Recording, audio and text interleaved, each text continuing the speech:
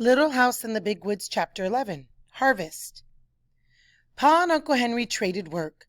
When the grain got ripe in the fields, Uncle Henry came to work with Pa, and Aunt Polly and all the cousins came to spend the day. Then Pa went to help Uncle Henry cut his grain, and Ma took Laura and Mary and Carrie to spend the day with Aunt Polly. Ma and Aunt Polly worked in the house, and all the cousins played together in the yard till dinner time. Aunt Polly's yard was a fine place to play, because the stumps were so thick. The cousins played jumping from stump to stump without ever touching the ground. Even Laura, who was the littlest, could do this easily in the places where the smallest trees had grown close together.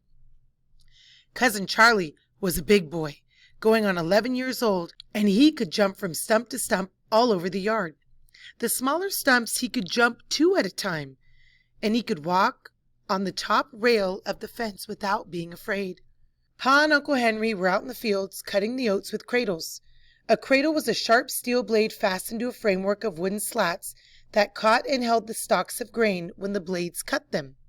You can see in the picture that this is the tool that Pa or Uncle Henry is in fact holding. Pa and Uncle Henry carried the cradles by their long, curved handles and swung the blades into the standing oats. When they had cut enough to make a pile, they slid the cut stalks off the slats into neat heaps on the ground. It was hard work walking around and around the field in the hot sun and with both hands swinging the heavy cradles into the grain and cutting it, then sliding it into piles. After all the grain was cut, they must go over the field again. This time they would stoop over each pile, and taking up a handful of stalks in each hand, they would knot them together to make a longer strand. Then gathering up the pile of grain in their arms, they would bind it tightly around with the band they had made and tie the band and tuck in its ends. After they made 7 such bundles, then the bundles must be shocked. To make a shock, they stood 5 bundles upright snugly together with the oat heads up. Then over these 2 they put more bundles, spreading out the stalks to make a little roof and shelter the 5 bundles from dew and rain. Every stalk of the cut grain must always be safely in the shock before dark, for lying on the dewy ground all night would spoil it. Pa and Uncle Henry were working very hard because the air was so heavy and hot and still that they expected rain. The oats were ripe, and if they were not cut and in the shock before rain came, the crop would be lost. Then Uncle Henry's horses would be hungry all winter. At noon, Pa and Uncle Henry came to the house in a great hurry and swallowed their dinner as quickly as they could. Uncle Henry said that Charlie must help them that afternoon. Laura looked at Pa when Uncle Henry said that. At home, Pa had said to Ma that Uncle Henry and Aunt Polly spoiled Charlie. When Pa was 11 years old, he had done a good day's work every day in the fields driving a team, but Charlie did hardly any work at all. Now Uncle Henry said that Charlie must come to the field. He could save them a great deal of time. He could go to the spring for water, and he could fetch them the water jug when they needed a drink. He could fetch the whetstone when the blades needed sharpening. All the children looked at Charlie. Charlie did not want to go to the field. He wanted to stay in the yard and play, but of course he did not say so. Pa and Uncle Henry did not rest at all. They ate in a hurry and went right back to work, and Charlie went with them. Now Mary was oldest, and she wanted to play a quiet, ladylike play. So in the afternoon, the cousins made a playhouse in the yard. The stumps were chairs and tables and stoves, and leaves were dishes, and sticks were the children. On the way home that night, Laura and Mary heard Pa tell Ma what happened in the field. Instead of helping Pa and Uncle Henry, Charlie was making all the trouble he could. He got in their way so he couldn't swing the cradles. He hid the whetstone so they had to hunt for it when the blades needed sharpening. He didn't bring the water jug till Uncle Henry shouted at him 3 or 4 times, and then he was sullen. After that, he followed them around, talking and asking questions. They were working too hard to pay any attention to him, so they told him to go away and not bother them. But they dropped their cradles and ran to him across the field when they heard him scream. The woods were all around the field, and there were snakes in the oats. When they got to Charlie, there was nothing wrong. He laughed at them. He said, "Ha ha, I fooled you that time." Pa said if he had been Uncle Henry, he would have tanned that boy's hide for him right then and there. But Uncle Henry did not do it. saying that you're going to tan somebody or tanned that boy's hide, basically saying they would give him a spanking. So they took a drink of water and went back to work. 3 times Charlie screamed, and they ran to him as fast as they could, and he laughed at them. He thought it was a good joke, and still Uncle Henry did not tan his hide. Then a 4th time he screamed louder than ever. Pa and Uncle Henry looked at him, and he was jumping up and down screaming.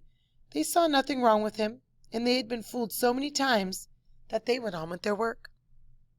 Charlie kept on screaming louder and shriller. Pa did not say anything, but Uncle Henry said, "Let him scream." So they went on working and let him scream. He kept on jumping up and down screaming. He did not stop. At last Uncle Henry said, "Maybe something really is wrong." They laid down their cradles and went across the field to him.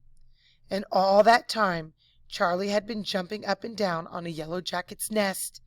The yellow jackets lived in a nest in the ground, and Charlie stepped on it by mistake. Then all the little bees in their bright yellow jackets came swarming out with their red-hot stings, and they hurt Charlie so that he couldn't get away. He was jumping up and down, and hundreds of bees were stinging him all over. They were stinging his face and his hands and his neck and his nose. They were crawling up his pant legs and stinging, and crawling down the back of his neck and stinging. The more he jumped and screamed, the harder they stung. Pa and Uncle Henry took him by the arms and ran him away from the yellow jacket's nest. They undressed him, and his clothes were full of yellow jackets, and their stings were swelling up all over him. They killed the bees that were stinging him, and they shook the bees out of his clothes, and then they dressed him again and sent him to the house. Laura and Mary and the cousins were playing quietly in the yard when they heard a loud blubbering cry. Charlie came bawling into the yard, and his face was so swollen that the tears could hardly squeeze out of his eyes. His hands were puffed up, and his neck was puffed out, and his cheeks were big, hard puffs. His fingers stood out stiff and swollen. There were little, hard white dents all over his puffed out face and neck. Laura and Mary and the cousins stood and looked at him. Ma and Aunt Polly came running out of the house and asked him what was the matter. Charlie blubbered and bawled. Ma said it was yellow jackets. She ran to the garden and got a big pan of earth, while Aunt Polly took Charlie into the house and undressed him. What do you suppose a big pan of earth is? What really, when we look at our earth and down at the ground, think about where they live. They don't have paved streets. They don't have sidewalks. What would their earth be made of? Yep, it would be made of dirt. So she went and got a pan of dirt. They made a big pan full of mud and plastered him all over with it. They rolled him up in an old sheet and put him to bed. His eyes were swollen shut and his nose was a funny shape. Ma and Aunt Polly covered his whole face with mud and tied the mud on with cloths. It's like giving somebody a mud bath, and when you cover something with mud, it draws out as it dries, draws out the moisture. Only the end of his nose and his mouth showed. Aunt Polly steeped some herbs to give him for his fever. Laura and Mary and the cousins stood around for some time looking at him. It was dark that night when Pa and Uncle Henry came from the field. All the oats were in the shock, and now the rain could come, and it would not do any harm. Pa could not stay to supper. He had to get home and do the milking. The cows were already waiting at home, and when the cows were not milked in time, they do not give so much milk. He hitched up quickly, and they all got into the wagon. Pa was very tired, and his hands ached so that he could not drive very well, but the horses knew the way home. Ma sat beside him, with baby Carrie, and Laura and Mary sat on the board behind them.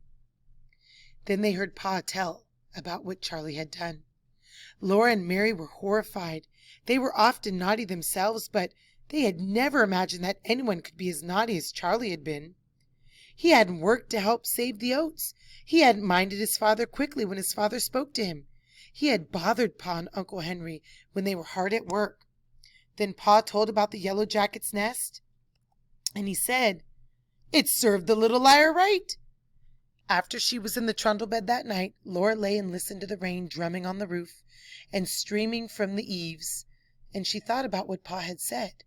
She thought about what the yellow jackets had done to Charlie. She thought it served Charlie right, too.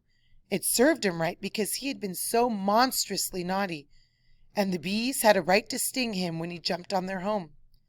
But she didn't understand why Pa had called him a little liar. She didn't understand how Charlie could be a liar when he had not said